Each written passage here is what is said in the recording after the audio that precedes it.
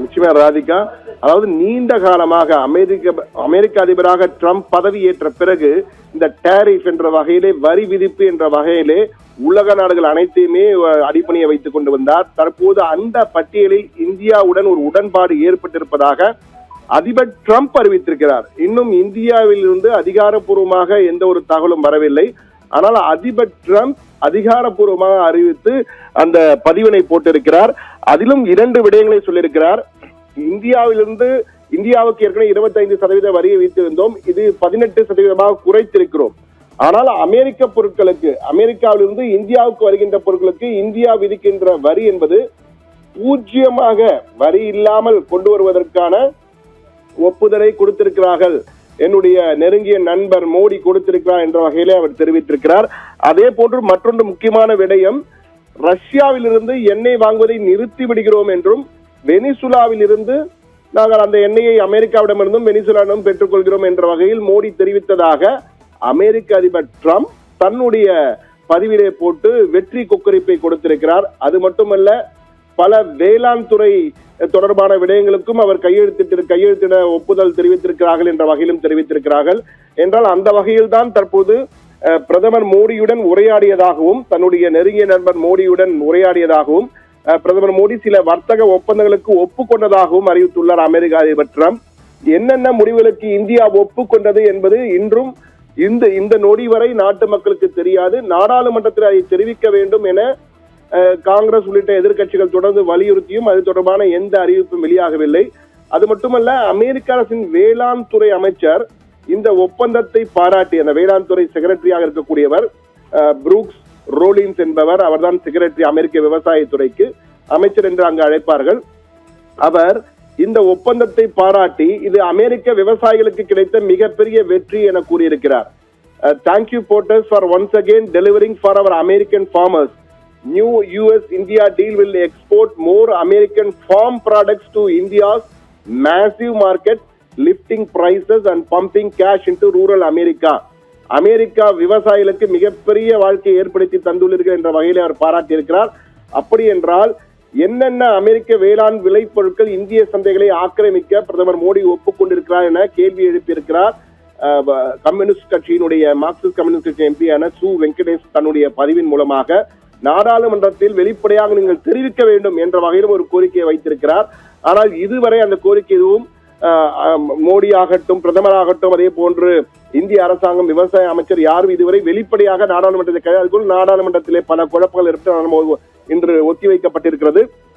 ஆனால் இதனுடைய வெற்றி எப்படி என்று தற்போதைய நிலையில் பார்க்கும்போது, அமெரிக்க அதிபர் கூறுவதை பார்க்கும் பொழுது இந்தியாவுக்கு 18% வரி, ஏற்கனவே 50% என்று மிரட்டினார், பிறகு 25 என்று வந்தார், தற்போது 18 குறைத்திருக்கிறோம் என்றால் நிச்சயமாக 18% குறைத்திருப்பது என்பது திருப்பூர் ஆகட்டும், அதே போன்று ஈரோடு, கோவை மற்றும் இந்தியாவில் உள்ள பல பகுதிகள் ஜவுளி ஏற்றுமதி, ஆயத்த ஆடை ஏற்றுமதி போன்றவற்றிற்கெல்லாம், காலணிகள் ஏற்றுமதி, நகை ஏற்றுமதி போன்றவற்றிற்கெல்லாம் அவர்களுக்கெல்லாம் உண்மையிலேயே அது பெரிய பலன் கொடுக்கும். ஆனால் அமெரிக்க பொருட்கள் இந்தியாவுக்கு வரும்போது 0% வரி, அதாவது 0 வரி என்பது நிச்சயமாக அமெரிக்காவுக்கு மிகப்பெரிய சாதகமான அம்சமாக இது அமையும். ஏன் இந்தியா இதற்கு ஒப்புக்கொண்டது? ஆனால் இந்தியா ஒப்புக்கொண்டதா என்பதும் இன்னும் தெரியவில்லை. என்றால் இந்தியாவில் இருந்து அதிகாரப்பூர்வ தகவல் இன்னும் வரவில்லை.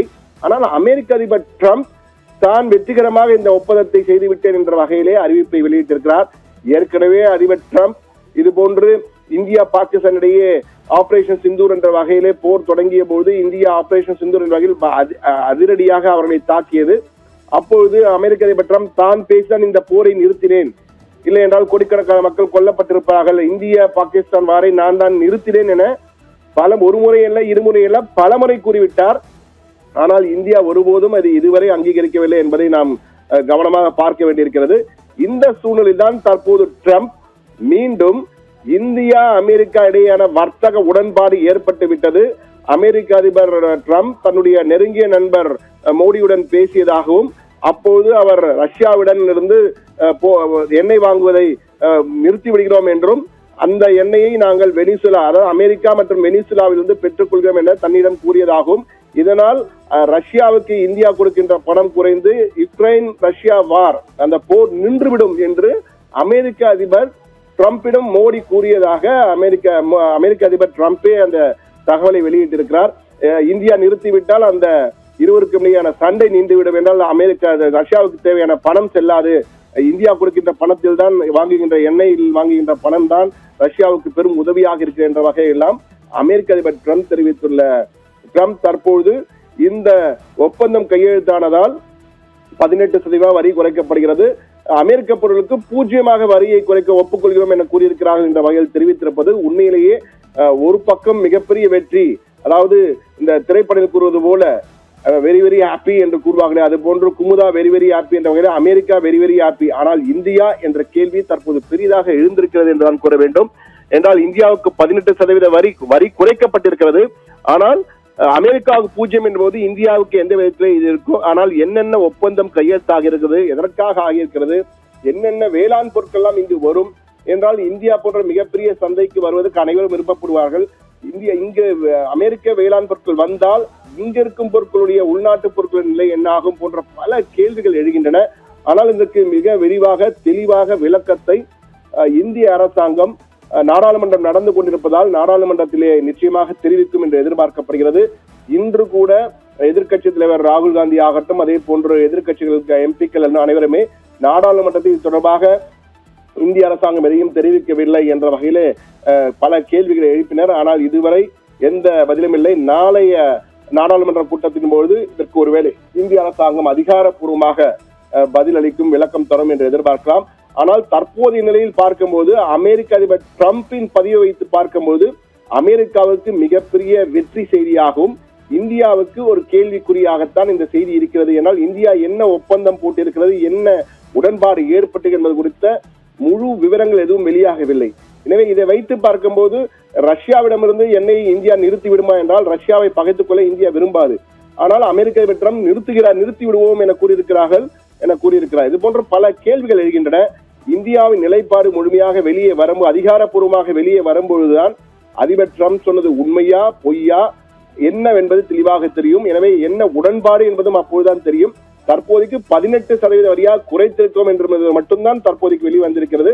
மற்றவை அடுத்தடுத்த தினங்களில் தான் நமக்கு தெரிய வரும் என்று நினைக்கிறேன். அதுவரை இந்த ஒப்பந்தம் அமெரிக்காவுக்கு சாதகமாக இருக்கிறது என்பதுதான் சமூக வலைதளங்கள் மட்டுமல்ல, பல சர்வதேச ஊடகங்கள், குறிப்பாக ராய்ட்டர்ஸ் போன்ற சர்வதேச செய்தி நிறுவனங்கள், அமெரிக்க ஊடகங்கள் எல்லாம் தெரிவித்துக் கொண்டிருக்கிறது என்பதுதான் யதார்த்த கள நிலவரமாக இருக்கிறது. ராதிகா, தகவல்களுக்கு நன்றி சண்முக சுந்தரம்.